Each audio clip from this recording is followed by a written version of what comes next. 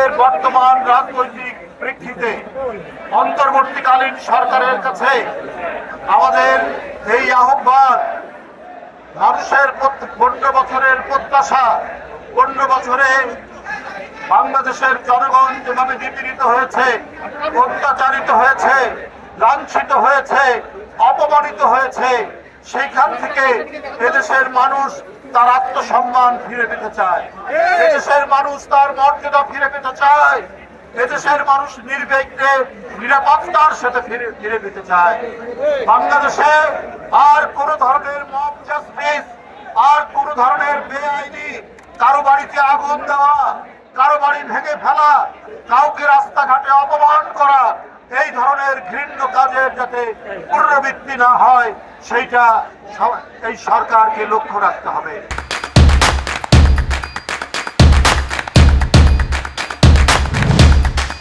কেন আমাদের বক্তব্য 2014, 2018, 2024 এই 3টি নির্বাচন, এইটি হয়েছে শেখ হাসিনার ইচ্ছামতো নির্বাচন। এখানে ভোটের দরকার পড়েনি, এখানে নির্বাচনের কোন নিয়ম নীতি দরকার পড়েনি। শেখ হাসিনা যাকে চেয়েছে তাকেই নির্বাচনে পাস করা হয়েছে। এর জন্য দায়ী রকিবুল হুদা, এর জন্য দায়ী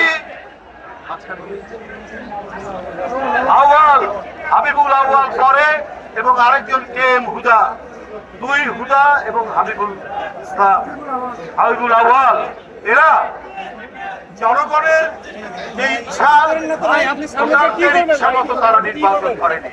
তারা শেখ হাসিনার আনন্দ লাভের জন্য, শেখ হাসিনার ইচ্ছা পূরণ করতে গিয়ে নির্বাচন করেছে।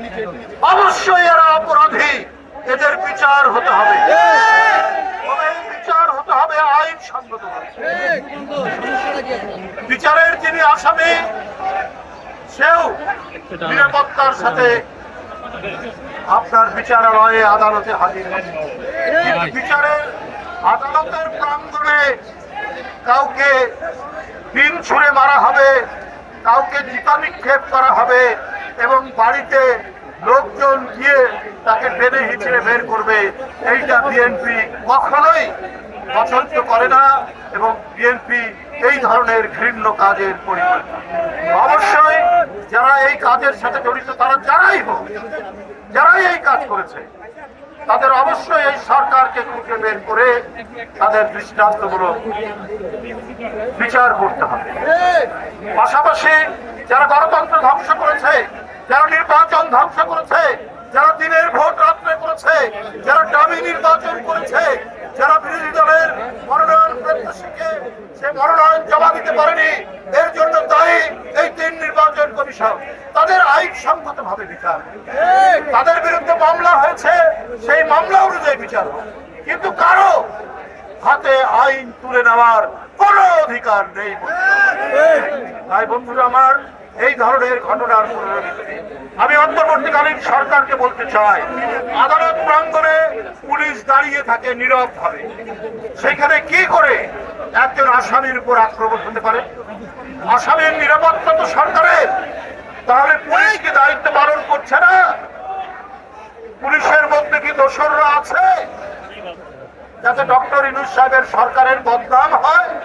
এই কাজ করছে, আপনারা দ্রুত এই বিষয়ে ব্যবস্থা নিন। দুষ্কৃতিকারীরা তারা যদি বিএনপির নামে থাকে নিশ্চয়ই তার বিরুদ্ধে ব্যবস্থা গ্রহণ করা হবে, এ ব্যাপারে আপনারা নিশ্চিত থাকতে পারেন।